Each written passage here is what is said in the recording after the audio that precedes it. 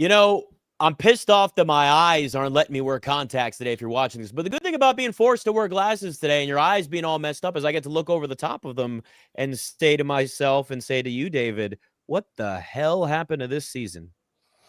Yeah, Anthony, it's been an up and down season to say the least, and I think that the best thing we can do moving forward is try to figure out who the Washington Commanders are going to be moving into the future. And that's why over the bye week, you do a little self-scouting and you look at some grades, see what people have been doing, and figure out how you're going to build this thing out from 2026 and beyond. So, I got my perfect perspective. But, Nick, roll that beautiful intro. Hail to the Commanders. It's the Commanders Squad.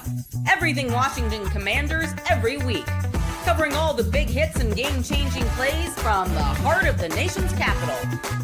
The way only the Locked On Podcast Network can. Rally the burgundy and gold. The Commanders Squad Show starts now.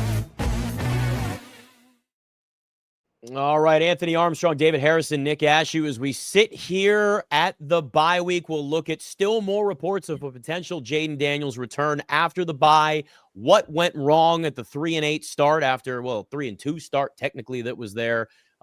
Player grades from Anthony Armstrong as well. Plus, we haven't had a chance, at least on this show, to hear how Madrid went with David there. But we are brought to you by FanDuel. Right now, new customers can bet just $5, and if your bet wins, you'll get $300 in bonus bets to use across the app. Yes, I'm now with David today wearing glasses. This is nice. It's a nice little change of pace. The eyes are so red. I don't know what's going on. The voice has been in and out for like a week straight. I'm already ready for summer, guys. Like, I love football. I love the NFL season. But, like, let's be honest here. I'm ready for warmer weather because Mother Nature's kicking my ass right now. Pretty much similar, David, to, I guess to the way the Commanders have looked over that 3-8 start. That's how you segue, my friend. Woo!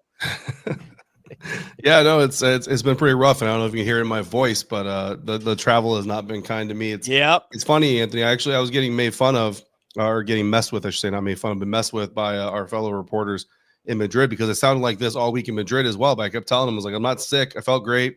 Energy was high. It was the cabin air from the airplane, spending like basically a whole day in airplanes just with that recycled air, and then jumping right into the hotel with all that recycled air and all that crap. And then as soon as I get home, now I'm sick. Now the punchline comes, and I'm sick. So, but you know what? It's perfect week to be sick because there's no press conferences, no practices. So I can just sit at home, feel bad for myself, and feel bad for my wife who has to take care of her grown husband who turns into a man child whenever he's sick. So that's how the season is going. That's how the bye week is going so far. I know that you're over there whining. You probably whine. Hey, you probably whine so bad. My gosh, I feel sorry for her. Man colds are real, dude. Man colds are so real. Send some Tiff Streets or something for taking care of you. I mean, it's fitting. Now we got to add you to the injury report, down for a couple of days, day to day. With the sniffles, but no, you know what? It is fitting though that this season has been just plagued with those injuries, and everybody's coming down with something. But finally, on the bye week, you finally get a chance to not have to answer any questions for the media. You don't have to go in and fake being hyped, going over the bags right quick. You just got a little bit of time to take a break, and it had me wondering where would be your ideal bye week vacation. I know you're coming back feeling all sniffly. But for me, it'd be somewhere sunny. I'm talking about put me on a beach, man, far, far away, maybe Belize or Cabo or something like that. What about you, Nick? Oh, give me anywhere in the Caribbean, honestly, or Hawaii. I mean, Hawaii is probably one of my favorite places on earth. But if I'm getting away, if I'm anybody on this Commanders team right now, I'm going someplace warm. I'm going someplace quiet, and I'm just clearing my head and just trying to figure out how the rest of the season is going to look, what it's going to be. I mean, look.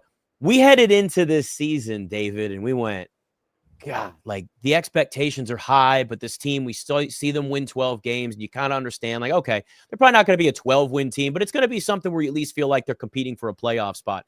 I understand that, like, nobody can predict injuries, and we've talked about it so much on this show, but the reality is, like, it's just felt like over the last month and a half, the unraveling has been just beyond any sort of expectation here, where you kind of look at what's gone on, you take a breath, and I go, whew, this is one of the fastest football seasons I feel like I've ever witnessed, and it hasn't been good over the last 6 weeks on top of that either.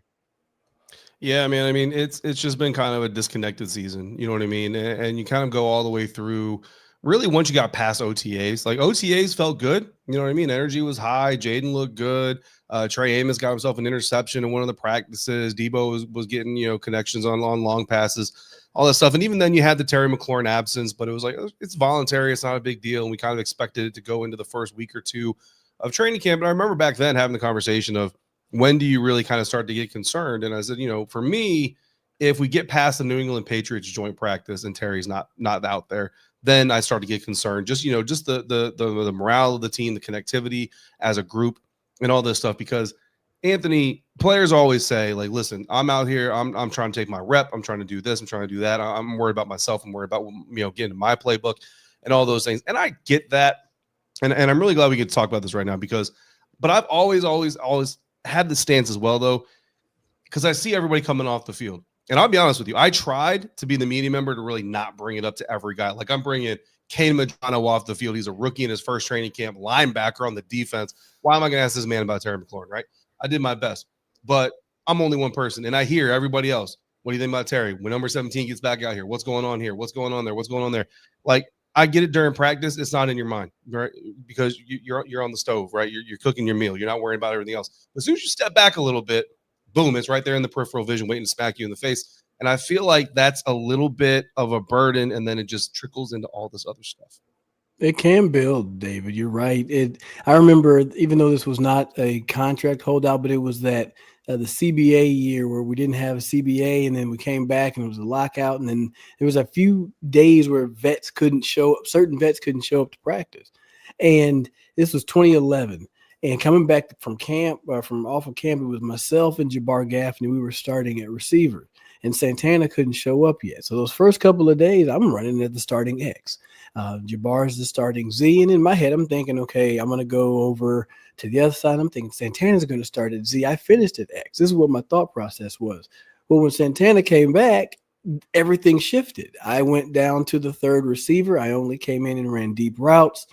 And, nothing really worked the same after that. So all that to say, that absence of Terry McLaurin definitely, slowly festered. It had to have slowly festered with the offense, especially when you're trying to build continuity and, you're getting used to a guy. And then here comes, Terry's coming back.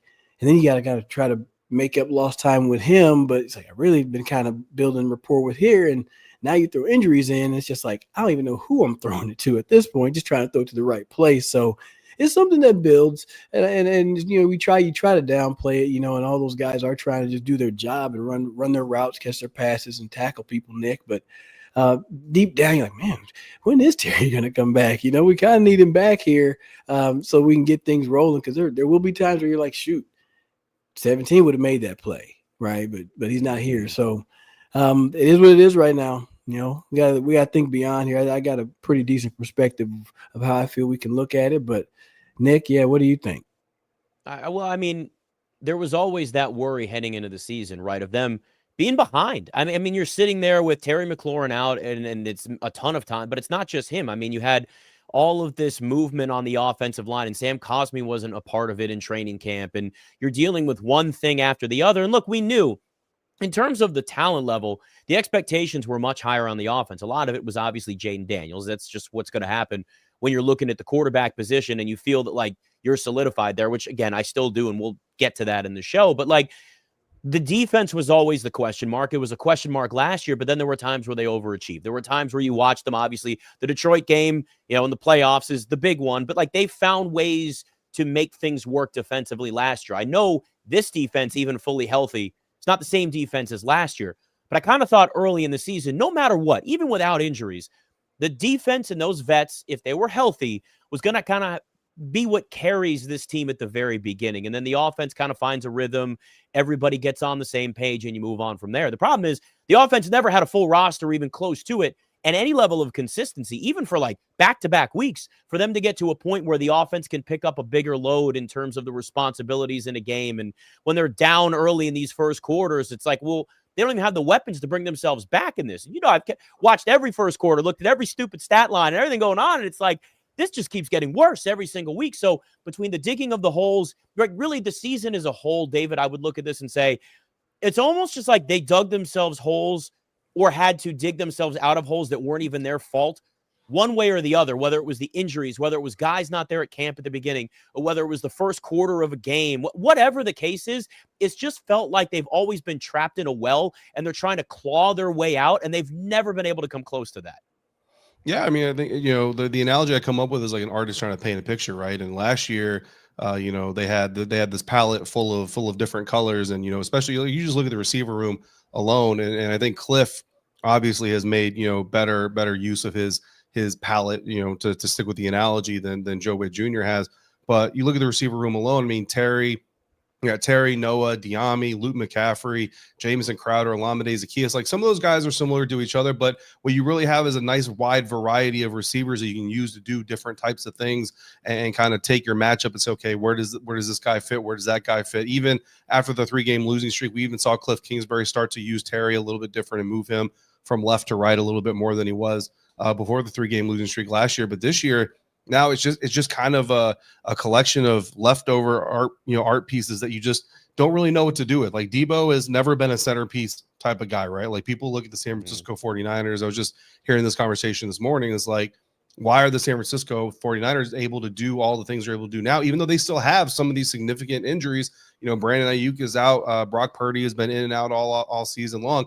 And I think what it really boils down to is Kyle Shanahan having a receiver group that is able to do multiple different things. So, like, this week might be this guy's big week. Next week might be this guy's big week.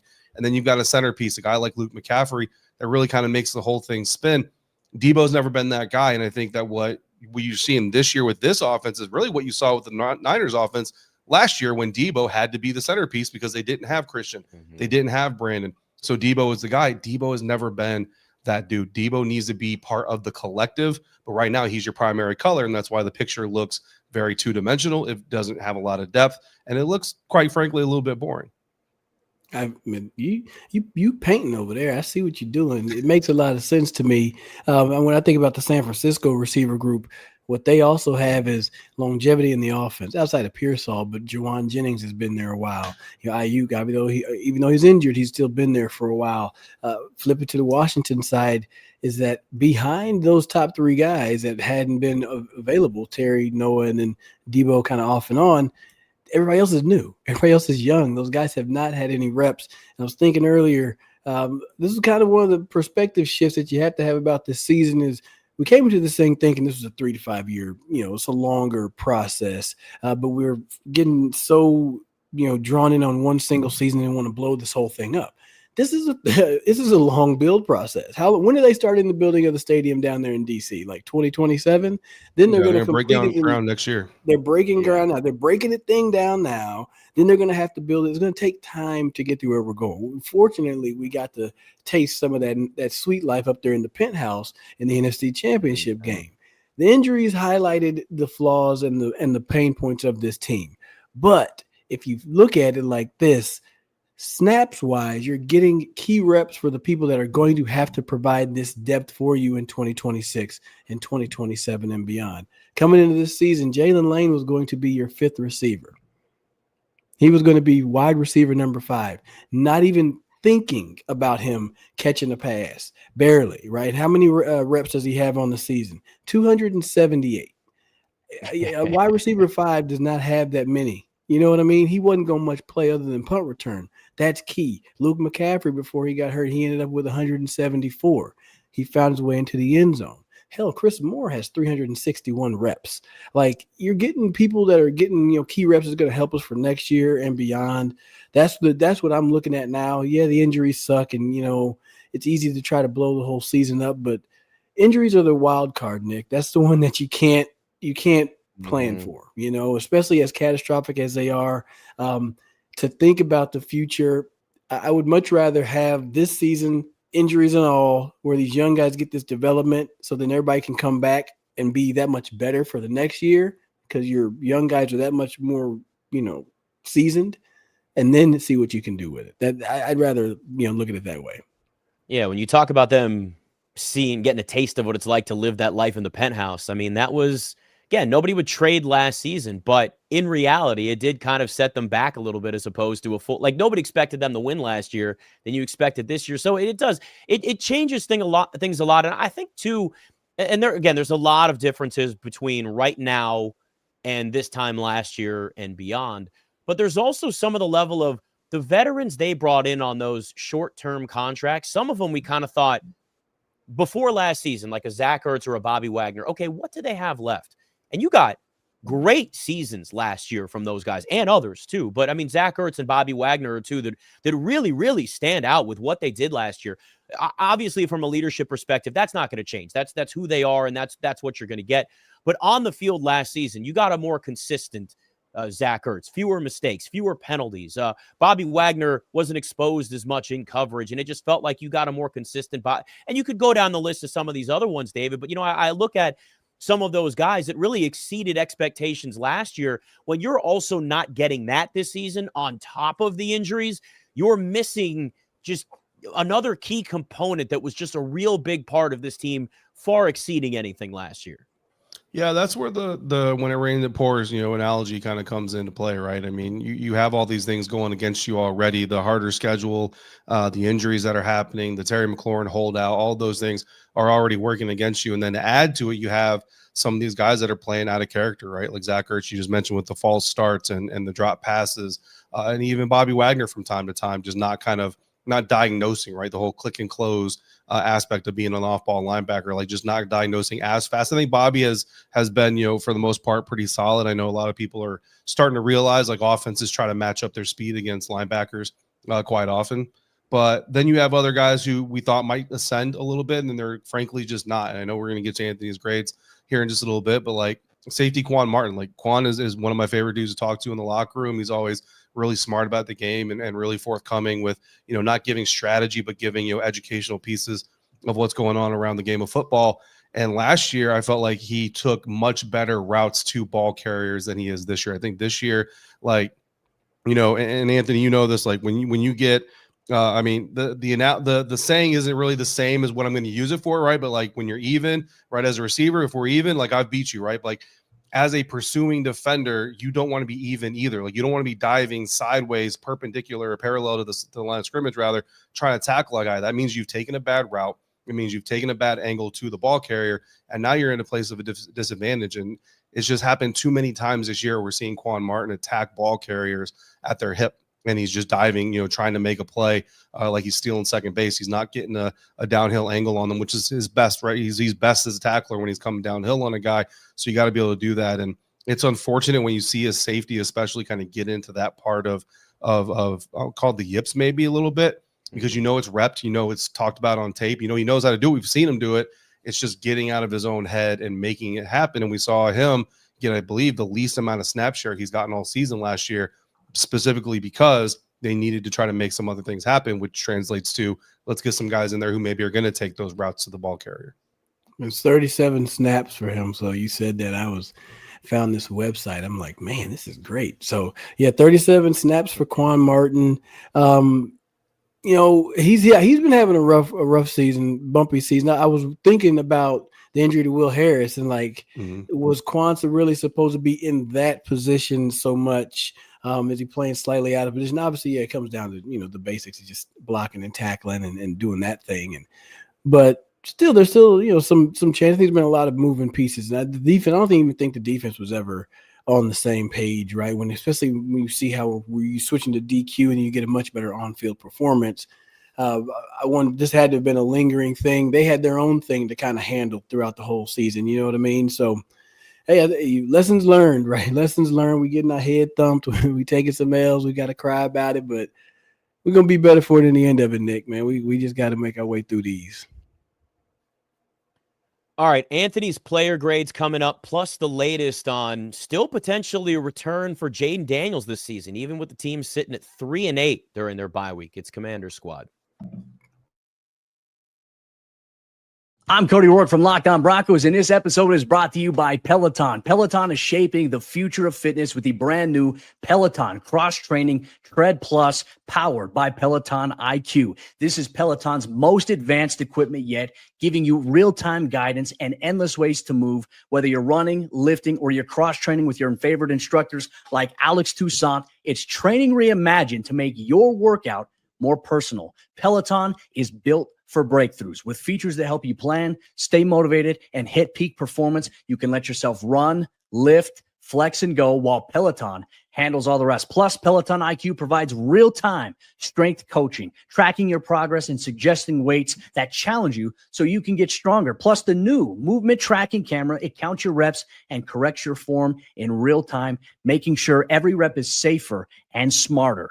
So let yourself run, lift, flex, push, and go. Explore the new Peloton cross-training Tread Plus at onepeloton.com. All right, Anthony, Armstrong, David Harrison, Nick Ashooh. We'll get to what Madrid was like for David at a point in the show, too, because we haven't had a chance with all of us together. Anthony, I can tell you this now, by the way. Yep. Hit that unmute. I saw you. I saw it. It's been a while. Shanahan had me scared, man. I was like, oh, my gosh. I remember seeing that Shanahan stare every time they run that one. I just see Coach back there just gazing, just right there looking into your soul. Like, did you just run the wrong route? Are you kidding me? Did you just drop a pass? That type of thing. That might have been how he was looking at Albert. What's the worst thing that ever got you those eyes? Man, you know what? Honestly, there was this one time we were doing 2-minute drill, and it was in practice, and they threw me a ball on the left sideline, and my proprioception was telling me I was, enough to catch the ball, drag my feet, and then, get out of bounds, get going. Apparently, I had a little bit more room to go. And I turned around, and Mike was like, get upfield. And I was like, what happened? And I guess I had a little bit more room. I could have turned upfield and ran and maybe scored on the play. So that was one that's kind of fresh on my mind. So, yeah, you didn't want to get the ire of Mike Shanahan if you didn't have to. I can remember it obviously from afar, not playing for him. But when you made that sort of Shanahan voice, yeah, all I could hear was his voice. Like I heard Mike Shanahan's voice exactly when you did that. So yeah, listen. And if you're listening to this podcast, you have no idea what we're talking about, but that the Peloton commercial, there is a Mike Shanahan headshot in the back. We'll call it a headshot, David. But it's a cover to a magazine. Yeah.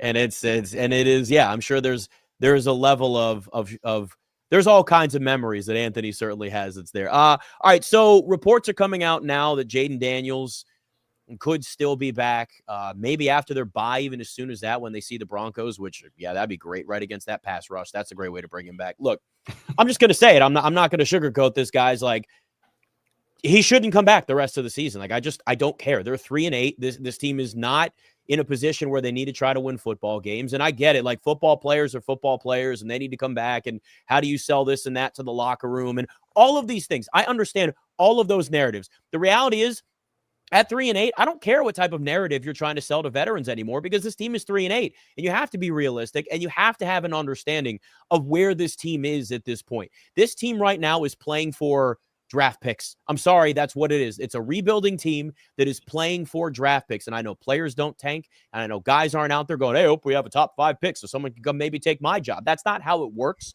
but that's how the front office thinks. That's even how the coaching staff thinks. If Dan Quinn is told you are safe, we are going to rebuild this, they have got to think about playing the young guys like we've talked about, David, and making sure that Jayden Daniels is fully healthy.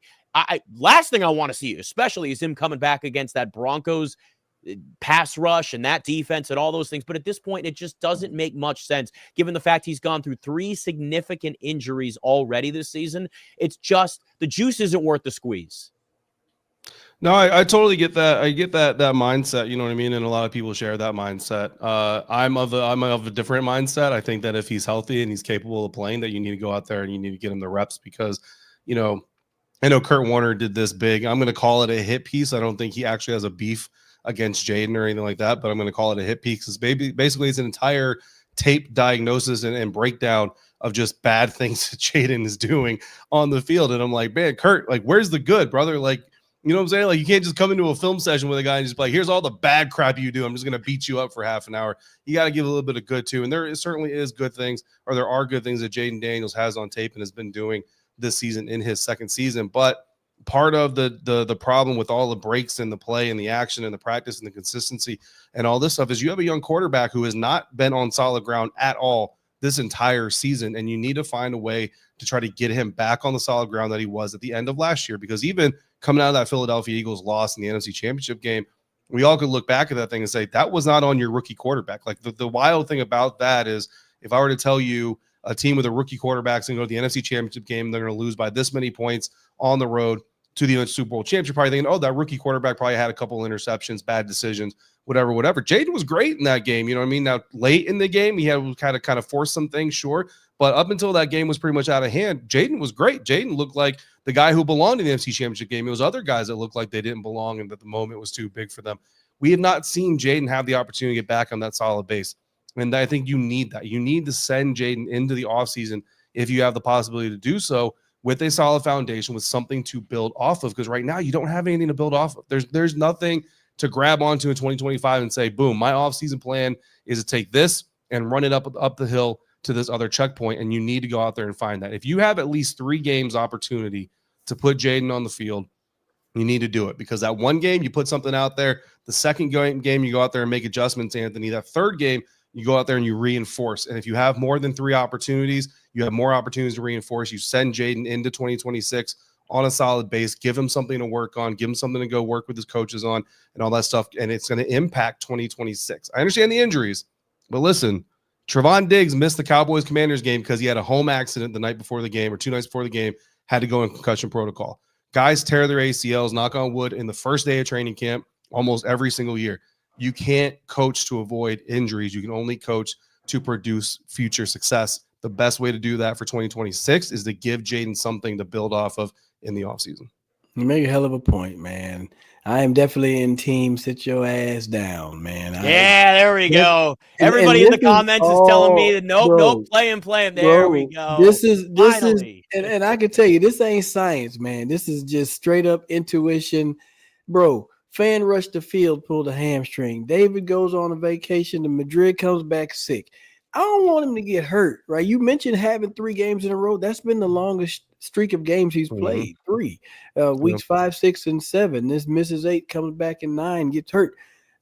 With the pass rushers that you've got coming up in Denver, they have the most sacks in the league, I want to say.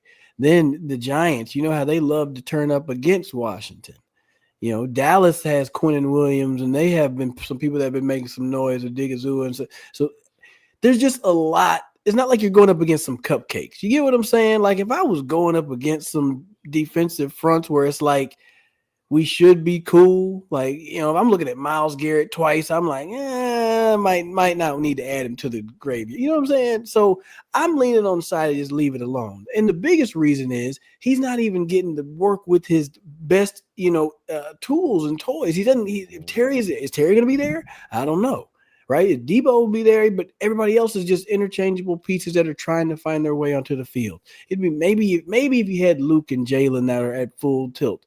But it doesn't make sense to me to just have them go out there and run the reps when it's not even your full offense and you're not even sure what you're going to get protection-wise. I totally understand how you want to get him into a groove, but I've been on the field. Let me tell you this.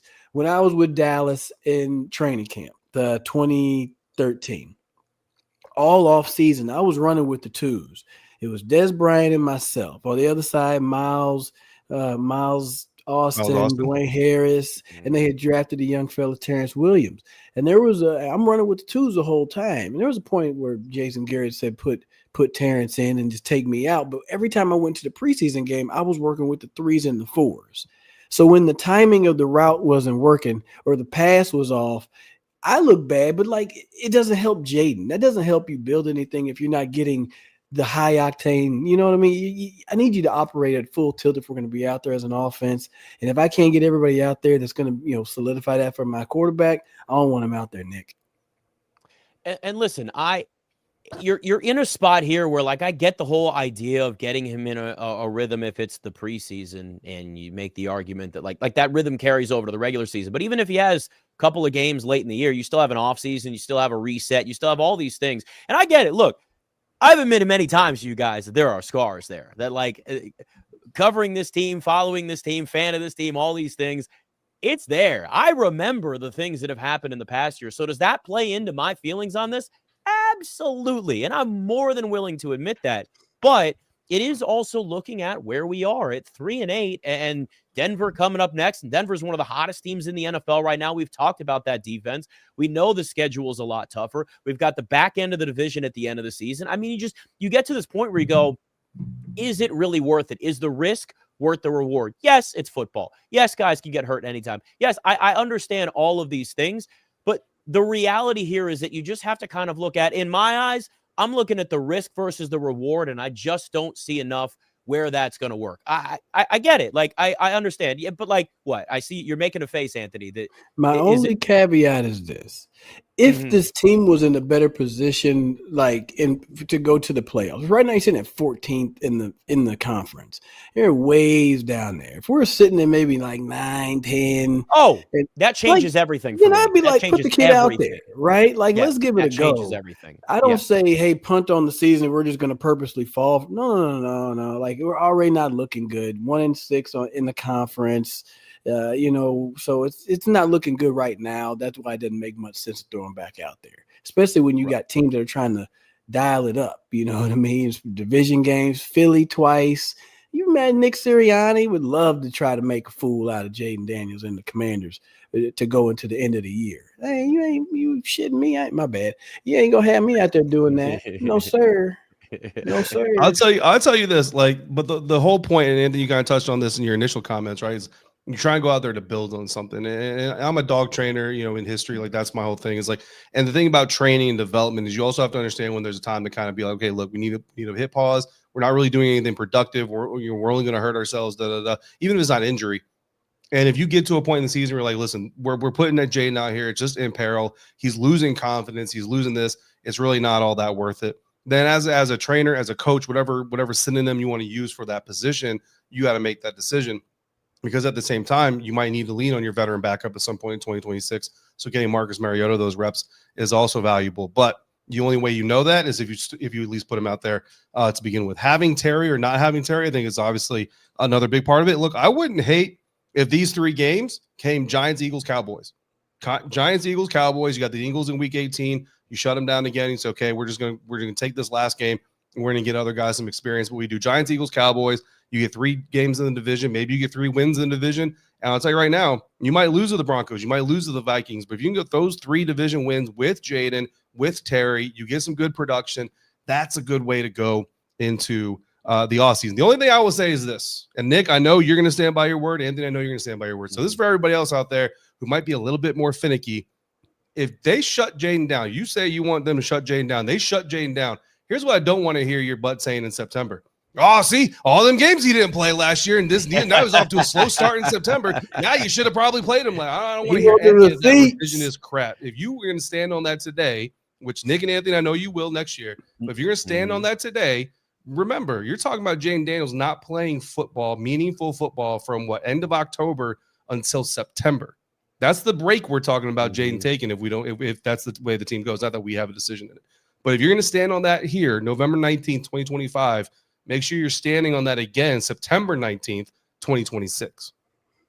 And I think that's fair. And you're right. I certainly will not be the one to scream at that, because that would be utterly ridiculous to sit here and say he shouldn't play and then he doesn't. And then I'm like, well, he should have played. That's the ultimate hypocrisy. So you're not going to get those words out of my mouth. That being said, what I think they should do and what I think they do are totally different things. When it's all said and done, I think we see Jayden Daniels at some point late in this season, David. And you mentioned it there briefly. I think that stretch at the end of the year where it's a backloaded division schedule, I think we see him maybe for at least the last couple of games there. Yeah. I mean, like I said, I don't even care if you sit him down Week 18. Get him another shot at the Giants, give him another shot at the Cowboys, give him a shot at the Eagles. And if you want to shut him down Week 18 and say, listen, we did some really good things these last 3 weeks. This last week of the season, we're not going to roll the dice on it. We're going to give Sam Hartman some reps because we got to decide what his future is going to be. We're going to give Chase Edmonds some reps, put some tape on. Maybe he can go get a vet contract somewhere down the line. Well, I don't know if Trey Burks, get out there and get some reps. You know what I mean? We're going to do all this kind of stuff. I would be okay with that. You can call it tanking. You can call it whatever you want. Week 18, if you've done some good things on tape, I call that being smart. But if Jayden is healthy, November 30th, whatever date it is, I don't have the schedule off the top of my head, and you decide to go ahead and still sit him through that last game, December, a little bit into January. I think that you're potentially setting yourself up for an impact on the 2026 outcome. Okay, well then so then you pick those three. You pick those 3 games. I'm gonna be selfish. I plan on being at 2 of them. All right, plan on being at 2 of them. So say I do want to see Jayden Daniels. Be talking about building and growing. Like, you got to go look at the Kurt Warner's clips, and if you assume those are right, great quarterback, Hall of Famer, he knows what he's looking at.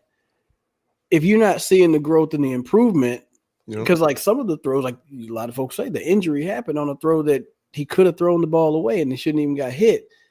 That's a process, and I know you have to do it on the field, but like if you're not seeing that thing happen, when do you pull the plug and say, just come on up out of there? I would tell you, I think that there needs to be a little bit more, and I say this not knowing what the actual behind the door conversations are, right? Anthony, you know this, but like I want to make this clear to everybody else out there. Like, I don't know what the actual behind the door conversations are, but the impression that I get from what we're being told publicly and what we are being told about how they handle Jayden is there's a lot of like Jayden's just going to be Jayden, and you just got to let him kind of do what he's going to do and cook within it and scheme around it. And I get that. But I will tell you this, there's not a single person in their early to mid 20s who is the person they are in their early to mid 30s without other people around them pointing out what is smart for them, what's good, what they need to learn from all these things. Every time he has to go out and Marcus comes in, one of the things I hope he learns from Marcus is the value of just getting north and south. Make the decision to become a runner, hit the seam, get north and south, do what you got to do to get the yards to your offense. Marcus doesn't throw the ball away all that much either. Those conversations need to be getting had. Yes, we want you to play as Jayden, but Jayden can still become a smarter version of Jayden, and we need Jayden to become that smarter version for himself, but also for the longevity of this team. Those conversations have to be had, and then those conversations have to be upheld on the sideline. Like, listen, I know Jayden's going to get frustrated with it. He might bark back. He might not like it, but it's kind of, I don't want to say Jayden's a child, right? But it's kind of like the parent-child role, the coach-player role. Annoy him. This is for your own good, buddy. I'm like, and I will tell you in the headset, when you get mad at me and when you run and you gain 8 yards and you get hit, and the next thing you hear in the headset is not a play call, Jayden, dude, we need you to get out of bounds on that. Jayden, you need to get down on that. Jayden, you need to throw that away. Instead of taking a 0-yard sack, throw that ball away. And Jayden barks back at me. You know the next words you're going to hear in the headset, Anthony? I'm sorry I care about you so much. I'm sorry that I care about you so much. That hurts your feelings. I'm sorry about that. Because the worst thing you can do in the world is offend someone because you care about him. You need to care about Jayden enough to tell him, dude, you need to get down. And one way or another, whether to shut me up or because you buy into it, you're going to start doing it because it's just going to annoy the crap out of you. That, I think, is where this coaching staff maybe needs to take another step forward. And again, like I said, that's just my perception based off what they say, outwardly. Maybe they are having those conversations. If they are, keep having them. But I think that does need to get through to Jayden because he needs to understand, and I think he does to a certain extent, but he needs to understand it fully how much his health is important to not just him, but also to the team. Yeah, and I even piggyback and say that the play calling helps protect the player too. You know what I mean? If you get up there and you're like, we're going to hand it off to Rodriguez because Nick Ashooh said so, then that's the play call. You know what I mean? If he gets 5-6 yards, then damn it, let's take it, right? That's the play call. So going to an empty set may not be what you need to do as the play caller. So if you're going to put him back out there, even though I'm still on the side that don't do it, but if you put him back out there, I want to see the play calling that protects him. Running the ball first, running the ball second, getting them in positions where it makes it easy for him to ball out. And I know he's going to do his thing, but let's not make him do that from play number one. You also got to wonder, we don't have the answer, but with how cautious they were with his other injuries and then not so cautious when he stayed in a game that he maybe shouldn't have been in, and that was a national narrative, that maybe that feeds into some of the decision-making and how cautious they're going to be given the latest injury, how ugly it was, and the fact that it was national TV on top of that. All right, we won't know until obviously we actually know, and I think it's going to take some time to really get an idea of what they're thinking truly with Jayden Daniels. I mentioned it.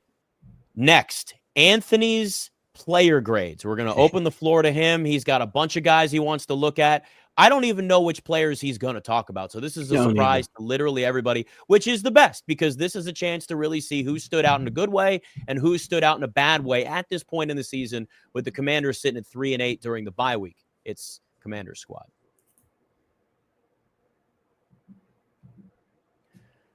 And the NBA is back, and there's no better place to get into the action than FanDuel, the official sports betting partner of the NBA. Even if you missed the start of a game or you want to ride the hot hand, FanDuel has live bets on everything. Who will score next to fourth quarter comebacks. Plus, you can even combine your live bets into a same-game parlay for a shot at a bigger payout. It keeps every game exciting, and especially when your team's making a late push. That's always a nice thing. Right now, FanDuel is giving new customers $300 in bonus bets. They're still doing this when your first $5 bet wins. I mean, they've been doing this since the start of the football season. You've got to take advantage of this. Go to FanDuel.com, sign up and play your game with FanDuel, the official sports betting partner of the NBA. All right, so I mentioned player grades. We will go right to it with you, Anthony. I don't know which players you were looking at. I don't know which players stood out good or bad for you, but what I do know is I'm very curious to see what some of these look like because as we know, this team is 3-8. We know that it's been a really bad season, but that doesn't mean that every single player has had a bad season. No, it's not every player. It's really been more just like position grade simply because a lot of the guys you thought were going to be there aren't there. It's tough when you don't even put your name on the paper, right? You can't even clock in because if you were to say, receiver group, I'm starting there because I played it. I had to give it a D, right? Your main guy wasn't there. You didn't have Noah Brown, so injuries plagued the whole spot, but you can't complete the work. So that one would give a D. But if I gave somebody that stood out at that position, I loved what he was doing all season before his injury. It was Luke McCaffrey. He would have been a guy that was going to get an A from me, right? The way that he showed up and bounced back from his first season, I was questioning. I'm sure everybody else was questioning. Like, I don't know if he's going to be able to take the physicality of the game. But he really turned that up, showed that he was one of the top kick returners in the NFL. He showed that he can make some plays on offense, and he was a valuable piece to what they were doing. So I really liked what Luke McCaffrey had going on for himself. I would have given him an A. Another young guy that I talked about was Jaylen Lane. Yeah, he's definitely up and down season. Had some, big play, 90-yard punt return, which was what we thought he was going to be able to bring some spice to. But he's been called into a little bit more offensive role as well. So a bit of an up and down. I would give him a C, kind of like that C minus range. But it falls into the fact of thinking, I said earlier, I didn't expect him to even touch the field as a receiver, so he made some plays here or there, but there's a lot of good tape that he can learn from. And frankly, you learn from the bad tape, right? We can say, hey, this is what you did. This is how we want to work on these things and improve there. So those are my couple that start on those with those grades. What do you think about those, Nick?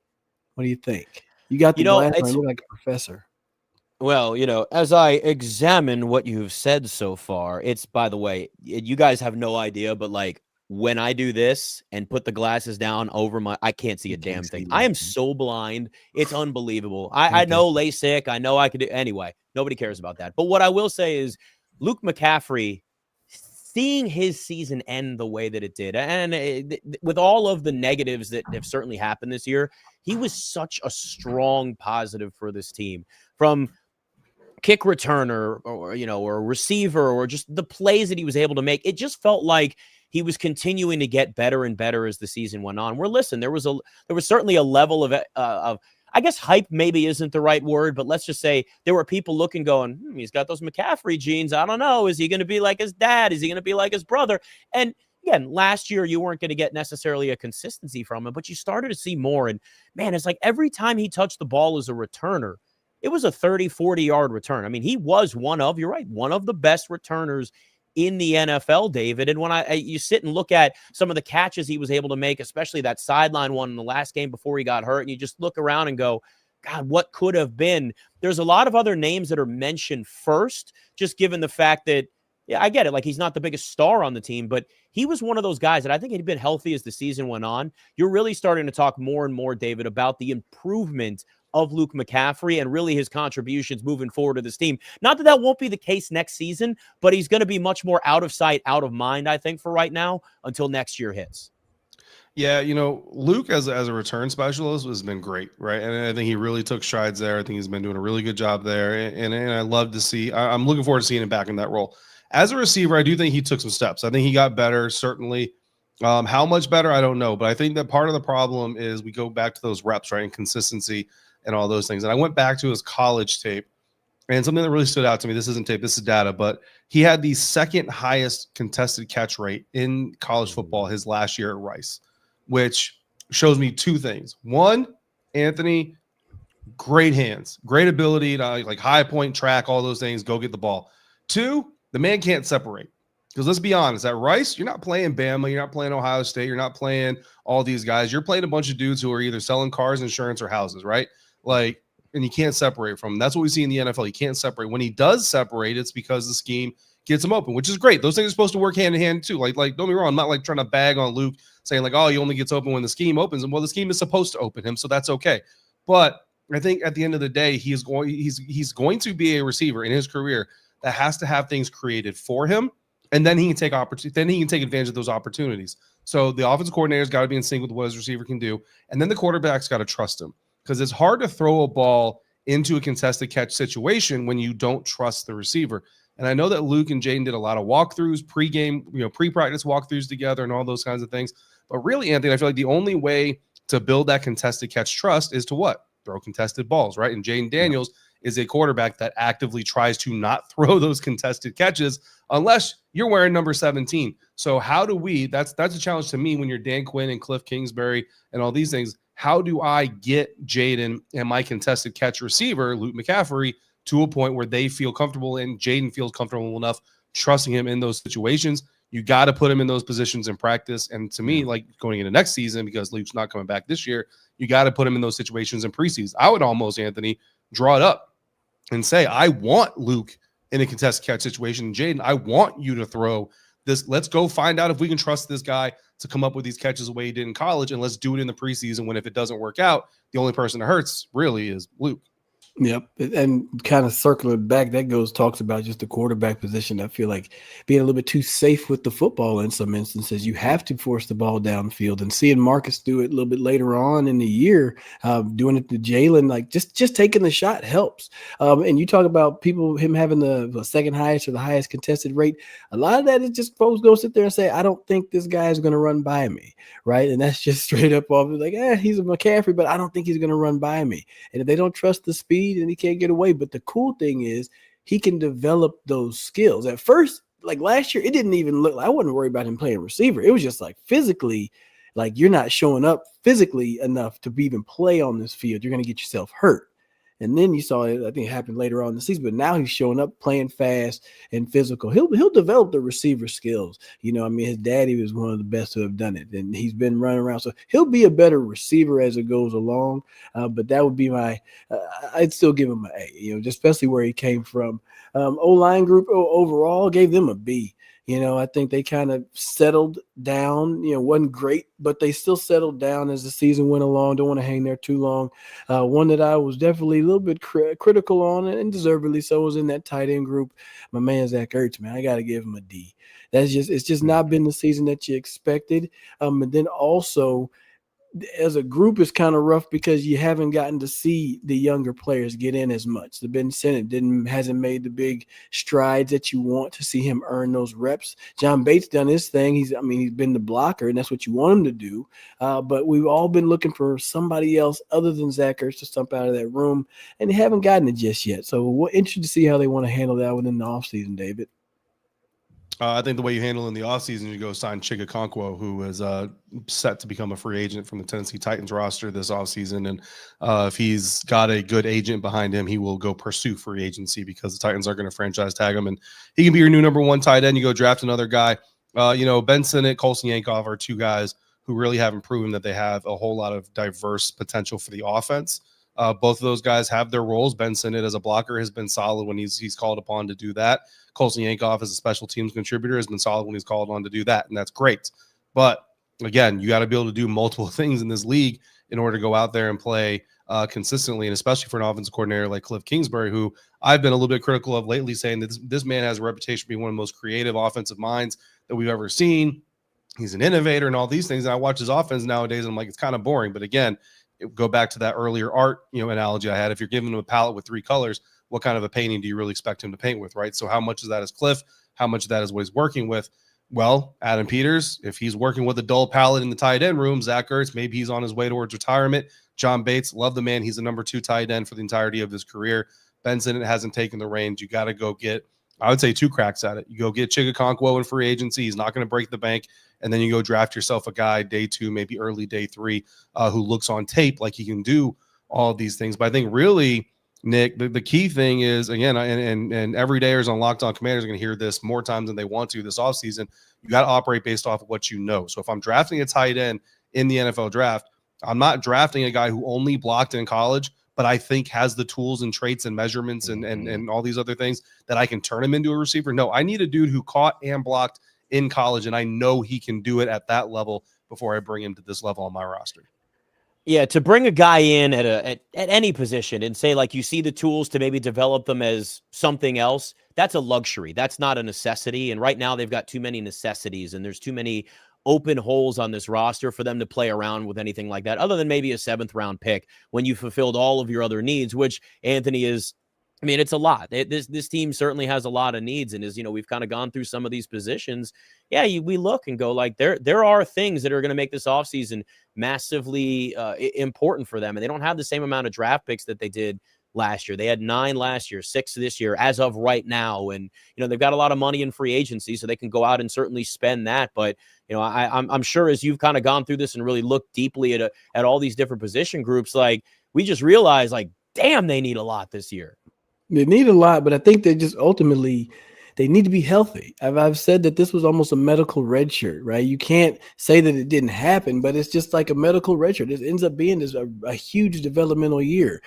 Defensive line wise, I give them a C, but it's mostly injuries, right? You miss out on Dietrich Wise, Dorrance Armstrong kind of on and off the field, but then you kind of find out that you have a couple of guys that might be able to develop into some pass rushers and Holmes back there.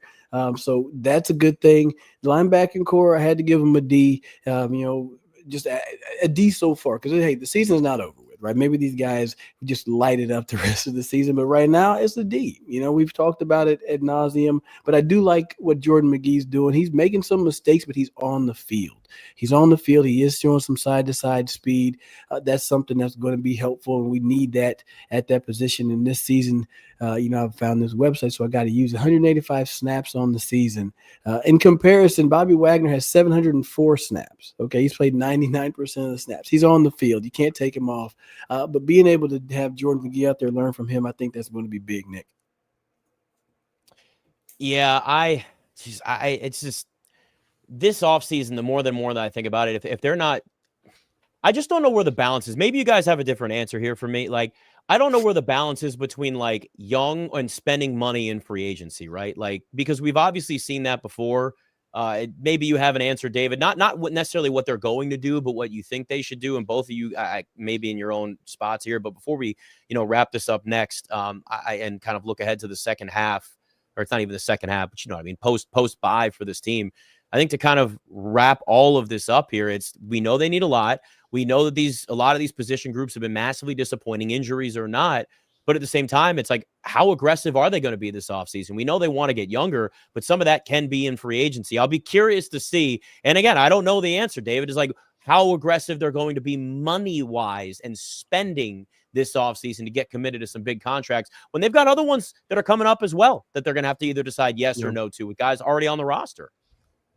Yeah, I mean, I think at the end of the day, man, like, and this is a very simplistic way of putting it, so don't get me wrong when I say, like, this isn't intended to be like my trying to take a stance on this is exactly how you build a roster. But I mean, you need certain things in this league today. You need a passer, you need pass protectors, you need pass rushers, pass defenders, and playmakers. And Anthony, I know you're not going to like me saying this, but it's in that order.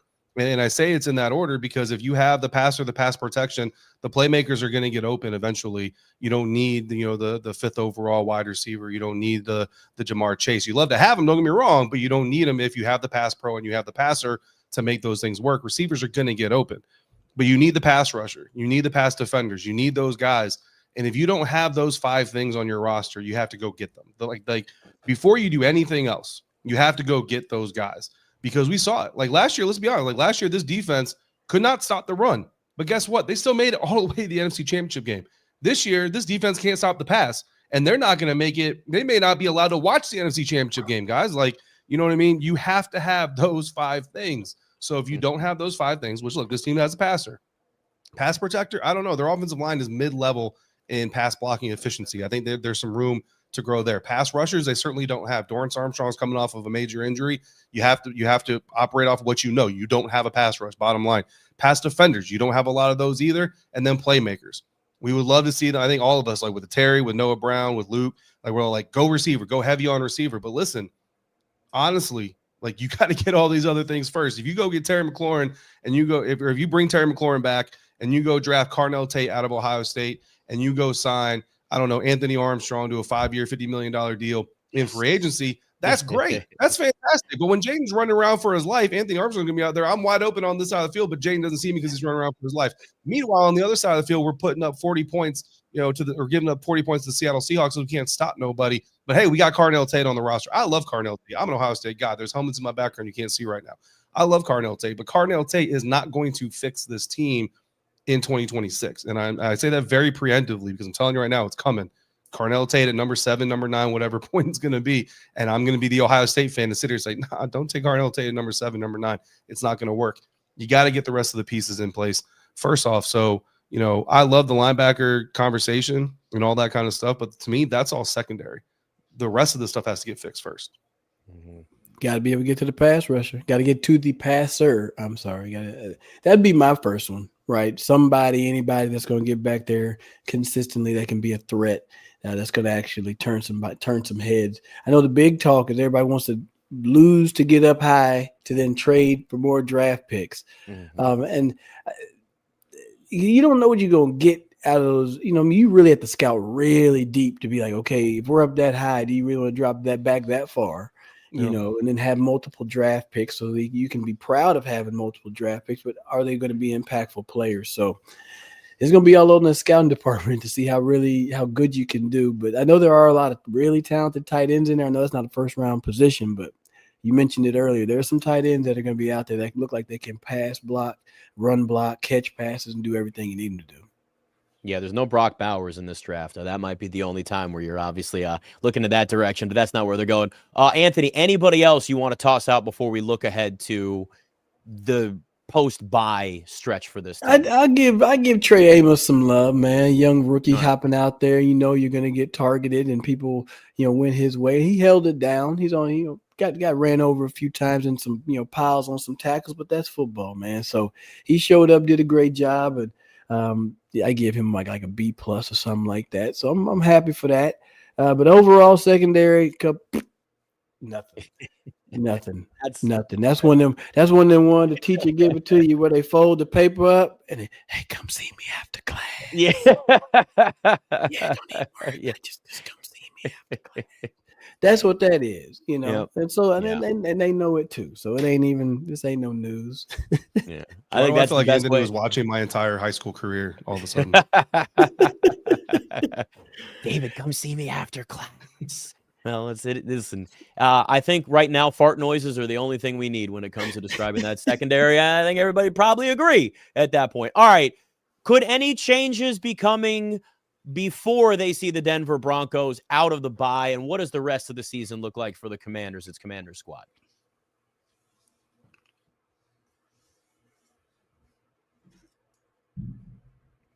All right, if you're live, quick, simple, and we're back here. So let's look. I mean, there are certainly people that want a new defensive coordinator. I think there's a lot of changes that are going to be made this offseason in various ways. As we've looked at, with the needs they have on the roster.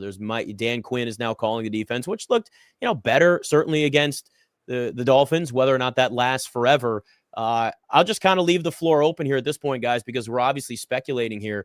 For me, I look at this, and again, and I'll stick with it, develop the young guys. That's what I want to see the rest of the way here. And, we'll get more on that in the next show in terms of like specifics that we want to see from this team and where they're going. But I want to see young guys getting opportunities. I want you to squeeze all the juice out of every opportunity and all the snaps and all of the touches and everything you possibly can for every single player that you want to evaluate is whether or not they're going to be on this team next year. The veterans are one thing.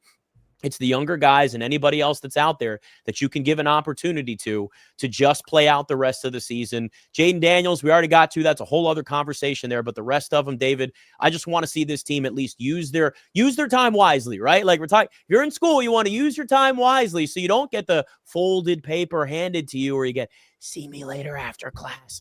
I don't want this team to have to see the teacher after class when we hit the offseason.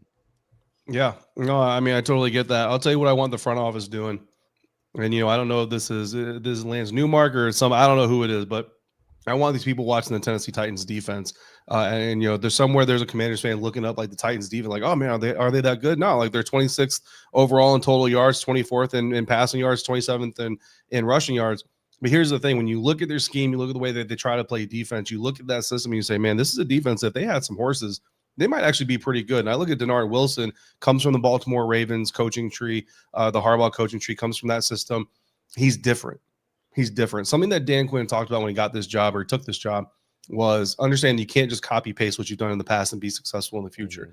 Well, let's be honest. We've heard too many times people say that the defense they see in Washington is the defense they saw in Dallas.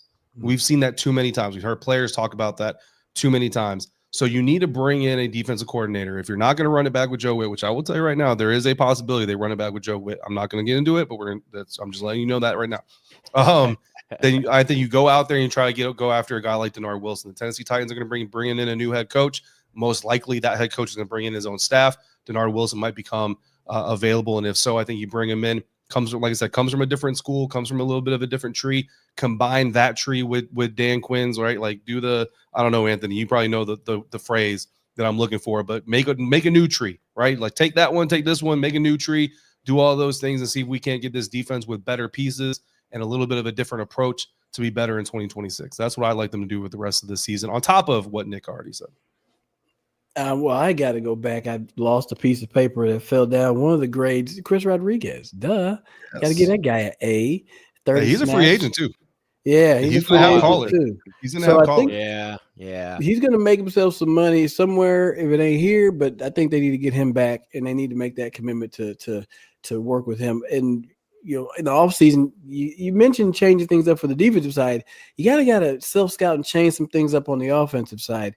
I look at the stuff on the tape, and I'm like, yep, that looks familiar. And you're right. Sometimes the offense looks boring, but it makes me think, it's like, are you playing it to see how the game is going to be played to you, and then you can adjust along the way? Or are you going to come out here and say, I know what you're doing, or I know how to get you into these different looks, and then I'm going to take advantage of it? That's what I want to see out of this team. I want to see them take that step, and I think the great ones do. It can't be one of those things where you're going to always rely on your 20-something-year-old quarterback to just be a magician and bring it back, because you saw the defense didn't give you any help in that instance this year. So I want to see an offense that makes the shift and tries to take it to teams and plays ahead of teams, rather than trying to play from behind and make it close and exciting at the end, Nick. All right, David, before we go, Madrid, how was it? What was your favorite experience? What'd you like besides coming back with a man cold like me as well, though I didn't go to Madrid to get my man cold. So how was it? I mean, it was a good trip. You know what I mean? The game was electric. The environment was electric. I knew that your European fans kind of do it a little bit different, and they delivered. You know what I mean? And I wasn't a fan of the food. Just to be flat out honest, I'm not really a fan of the food. First thing I did when I got back to the States was get some food. Driving there was a blast. I run a car everywhere I go, so even overseas, I got to make sure I got my rental car. Driving around with them, they drive kind of slow, to be honest with you, but Americans don't understand, because it's like 100 kilometer speed limit. They're like, oh man, these guys drive fast. That's 62 miles an hour, so it's really not that fast. But they're polite. They use the left lane to pass only. They let people merge. Like it's amazing. It's amazing to drive in Europe. But other than that, obviously you want to get the win, things like that. But it was a good overall trip. Yeah, it looked fun. There were a lot of fans over there. I mean, I was worried the game was going to end high when it was all done. Fans turned up. Dude, there was a ton. I mean, I saw nothing but videos of all kinds of watch parties, or just various get-togethers with fan base, with all people. I mean, it was unbelievable. It had to just. Did you see more burgundy and gold than you did Dolphins colors, or was it like kind of even? I mean, I did, but I also went to the places where the Commanders functions were happening, right? Like the Commanders rallies and all that. I did walk. So Saturday, I basically did a walking tour. Started at the Palace, walked through their famous market to their famous art museum, and then walked back, and then got an Uber the rest of the way to my hotel and all those stuff. It was pouring rain, which is probably why I'm sick, because I was walking around all day in the pouring rain. And I walked by the Dolphins fan rally event, and there were a lot of Dolphins fans there. So Yeah. there were definitely Dolphins fans, but you pick and choose where you go. I'll tell you, I'm not shaken. I don't know. I'm not shaking hands with so many strangers in 1 week than I did this week in Madrid, which might also be why I'm sick. But yeah, I mean, fans from all over the country, all over this country, all over other like Netherlands. Like, I mean, it was just an amazing experience. And even the airport on the way back, like I met fans here and there, Anthony, but like the extent that I did this week was different. And what was really great is just seeing the amount of fans who like just wanted to see their team. Like, we know the season's not going well. We know the season is what it is. Jayden's not playing, but they don't care. They just want to see burgundy and gold. They want to go out there and have that experience, and they got it. And I love it for them. Yeah, shout out to the Commanders fans for representing all abroad. That's big time.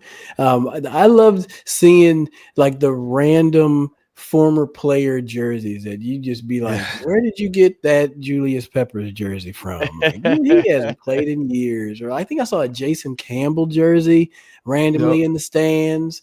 You know? I saw a Sam Darnold Rams jersey. See what I'm saying? Wow. Like, or not Sam Darnold, Sam Bradford. I'm sorry, Sam Bradford Rams jersey. Yeah. Even better. Like, where'd you get that from? Right? Like, why? Like, oh, I just visited the States and picked up a jersey at once, and they never threw it away. So that's the stuff I love. And it's not like a random person going to a random game wearing their team's jerseys.